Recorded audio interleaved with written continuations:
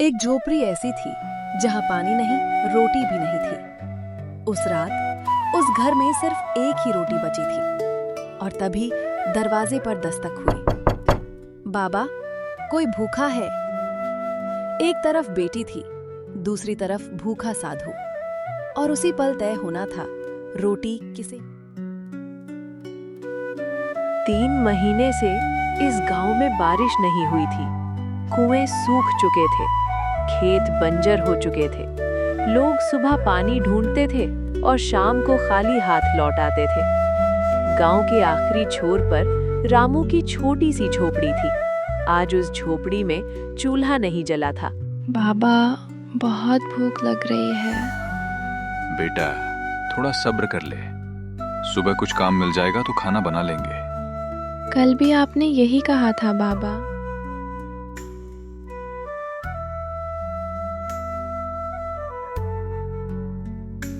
बाबा, अगर कोई भूखा सो जाए तो भगवान देखते हैं क्या? हाँ बेटा, भगवान सब देखते हैं। तो वो हमें ऐसे क्यों देख रहे हैं? हमसे नाराज हैं क्या? नहीं बेटा, भगवान नाराज नहीं होते। बस शायद वो हमारी परीक्षा ले रहे हैं। हमारी परीक्षा? हमने क्या किया बाबा? कुछ नहीं बेटा, बस वक्त खराब चल रहा है। भगवान वक्त ठीक नहीं कर सकते क्या? कर सकते हैं बेटा, लेकिन शायद वो देखना चाहते हैं कि हम मुश्किल में क्या करते हैं। हम क्या करेंगे बाबा? हमारे पास तो कुछ भी नहीं है। जब कुछ नहीं होता ना बेटा, तब आदमी के पास उसका दिल होता है। दिल से रोटी नहीं बनती।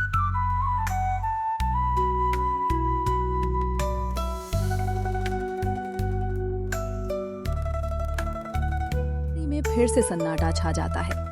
बाहर हवा चल रही है, अंदर भूख बैठी है। रामू के पास जवाब नहीं था। दिन में किसी तरह रामू ने एक रोटी बचाकर रख ली थी। उसने सोचा था कि रात को अपनी बेटी को खिला देगा। वो जानता था बाप भूखा रह सकता है, बेटी नहीं। रामू रोटी उठाता है और गुड़िया के पास बैठता है। ले बेटा, ये तेरे लिए रखी थी। पहले आप खाओ बाबा। नहीं बेटा, तू खा ले। आप भी तो भूखे हो बाबा। रामू कुछ बोल नहीं पाता। उसी समय दरवाजे पर दस्तक होती है। ठक ठक। दोनों चौंक जाते हैं। इतनी रात को कोई दरवाजा खटखटाए, ये बात अजीब थी। रामू धीरे धीरे उठता है और दरवाजा आधा खोलता है। बाहर एक बूढ़ा साधु खड़ा है, कपड़े धूल से भरे हुए, चेहरा थका हुआ। बेटा, 3 दिन से कुछ नहीं खाया। अगर एक रोटी मिल जाए तो जीवन बच जाएगा। रामू पीछे मुड़कर अपनी बेटी को देखता है। बाबा, ये बहुत भूखे लग रहे हैं। हाँ बेटा। तो इन्हें दे दो बाबा। और तू क्या खाएगी बेटा? मैं पानी पी लूंगी। आप मेरे पास बैठ जाना। मुझे भूख से ज्यादा डर अकेले लगने से लगता है। रामू के हाथ में वही आखिरी रोटी है। एक तरफ उसकी बेटी, दूसरी तरफ भूखा साधु। रामू ने फिर रोटी साधु को दे दी और अंदर सोने चले गए। रात जैसे तैसे कट गई। सुबह होते ही रामू ने तय कर लिया, अब डरकर बैठना नहीं है, कुछ करना पड़ेगा। रामू और गुड़िया मंदिर की ओर जाने। हम मंदिर क्यों आए हैं? बेटा, कभी कभी इंसान को हिम्मत लेने भी आना पड़ता है। भगवान सच में सुनते हैं क्या? अगर दिल से बोलो तो शायद सुनते होंगे। मैंने कल भी बोला था, फिर भी बारिश नहीं आई और रोटी भी नहीं आई। हाँ बेटा, ये बात सही है, पर शायद भगवान चाहते हैं कि हम खुद भी कुछ करें। तो हम क्या करेंगे बाबा? आज गांव वाले चौपाल पर सारे गांव वाले जुटेंगे। फिर पुराने तालाब की तरफ जो बंद बोर है, उसे देखने जाएंगे। वहाँ सच में पानी होगा क्या बाबा? पता नहीं, पर अगर सच में है तो किसी का हक नहीं कि उसे छुपाए। और फिर रामू और गुड़िया चौपाल की ओर जाते हैं, जहाँ दोपहर की धूप सिर पर थी। लेकिन आज लोग घर में छुपे नहीं थे। आज सबके मन में एक ही बात थी, अगर पानी है तो कैसे मिलेगा? रामू, तू आया, अच्छा किया। आज बात अधूरी नहीं छोड़ेंगे। हाँ बाबा, अब चुप बैठने से कुछ नहीं होगा। मेरे खेत जल गए, अब बीज कहां से लाऊंगा? टैंकर ऊपर वाले मोहल्ले में 2-2 बार गया, हमारे यहाँ एक बार भी नहीं। बाबा, हम नीचे वाले हैं क्या? नहीं बेटा, हम नीचे नहीं हैं, बस हमें नीचे रखा गया है। पुराने तालाब के पास सरकारी बोर है, पाइप टूटा है कहकर बंद कर दिया, पर मैंने कल देखा वहां मिट्टी गीली थी। सब चौंकते हैं और बोलते हैं, मतलब पानी तो है वहां? हो सकता है, पर बिना देखे डरते रहे तो कभी नहीं मिलेगा। अगर पानी है तो वो सबका है, किसी एक का नहीं। तभी एक आदमी बोलता है, पर अगर झगड़ा हुआ तो? झगड़ा नहीं करेंगे, साथ चलेंगे, साथ ही खोलेंगे। अगर पानी निकला तो क्या सबको मिलेगा? हाँ बेटा, अगर पानी निकला तो किसी की झोपड़ी सूखी नहीं रहेगी और सबको पानी मिलेगा। चौपाल में पहली बार सन्नाटा नहीं, उम्मीद थी। डर अब भी था, लेकिन उससे बड़ा था सबका साथ। बाबा ने सबकी तरफ देखा। कल सुबह सूरज निकलते ही हम सब पुराने तालाब की तरफ चलेंगे।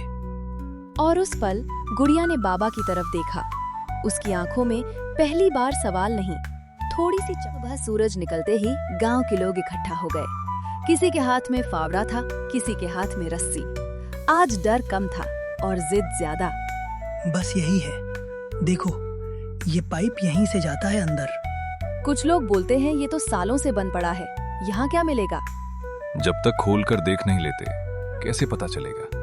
बाबा, अगर पानी नहीं निकला तो भी हम कोशिश करने वाले कहलाएंगे बेटा, हार मानने वाले नहीं। देखो यहाँ मिट्टी गीली है। तभी एक किसान चौंक कर बोलता है, सच में नीचे नमी है। दूसरा आदमी भी उत्साह में बोलता है, मतलब अंदर पानी है। तो फिर देर किस बात की, सब मिलकर पाइप साफ करते हैं।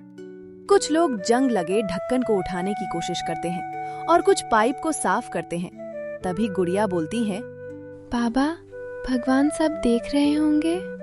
हाँ बेटा, और आज हम खुद भी देख रहे हैं बेटा, वही काफी है। एक आखिरी जोर लगा और ढक्कन हट गया। नीचे से हल्की सी सीलन की गंध आई। सबकी सांसें थम गईं। मोहन ने रस्सी के साथ एक छोटा डिब्बा नीचे छोड़ा। सबकी आंखें उसी पर टिकी थीं। गुड़िया बाबा का हाथ कसकर पकड़े थी। कुछ लगा है नीचे? आराम से, फिसले नहीं बाबा। फिर डिब्बा को ऊपर खींचते हैं और डिब्बा में थोड़ा पानी आता है। बाबा, पानी! सच में पानी है। देखकर गुड़िया और गांव वाले भावुक हो जाते हैं और खुशियां मनाने लगते हैं। और मोहन बोलता है, ये पानी पर हम सबका अधिकार है। हाँ, अब कोई झोपड़ी सूखी नहीं रहेगी, सबको पानी मिलेगा। वो पानी की बाल्टी छोटी थी, पर उम्मीद बड़ी थी। आज सिर्फ पानी नहीं निकला था, गांव का साहस भी बाहर आया था। लेकिन कहानी यहीं खयालों की खुशी ज्यादा देर टिक नहीं पाई। दूर से सेठ अपने 2 आदमियों को लेकर आ रहा था, जिसने सालों से इस बोर को बंद करवा रखा था। ये क्या हो रहा है यहाँ? जो सालों पहले होना चाहिए था वही। किसने कहा था इस बोर को खोलने के लिए? पानी किसी का गुलाम नहीं होता सेठ जी। ये जमीन मेरी है और ये बोर भी मेरा है। पानी जमीन का नहीं, धरती का होता है। चुप! तुम सबको समझ नहीं आता नियम क्या होते हैं? तभी गुड़िया मासूम आवाज में बोलती है, सेठ जी, एक बात पूछूं? क्या? अगर पानी आपका है तो बारिश भी आपकी होती है क्या? चारों तरफ सन्नाटा। एक बूढ़ा आदमी धीरे से मुस्कुराता है। कभी कभी सबसे सीधी बात सबसे बड़ा सच बन जाती है। सेठ कुछ पल के लिए चुप हो गया। गुड़िया की छोटी सी बात ने सबको चुप कर दिया। कभी कभी बच्चों के सवाल बड़ों के घमंड को हिला देते हैं। फिर सेठ बोलता है, इतने साल मैंने ये पानी बंद रखा। डर था कि लोग पानी मांगेंगे। डर नहीं, घमंड था। सेठ का घमंड टूट गया और बोले, आज से ये बोर बंद नहीं रहेगा। सच? हाँ, और इसका पाइप भी ठीक करवाऊंगा। अब सबको पानी मिलेगा। हाँ बेटा, अब कोई प्यासा नहीं रहेगा। उस दिन गांव में सिर्फ पानी नहीं आया था, इंसानियत भी लौट आई थी और गुड़िया पहली बार खुलकर मुस्कुराई और गांव में खुशी की लहर छा गई।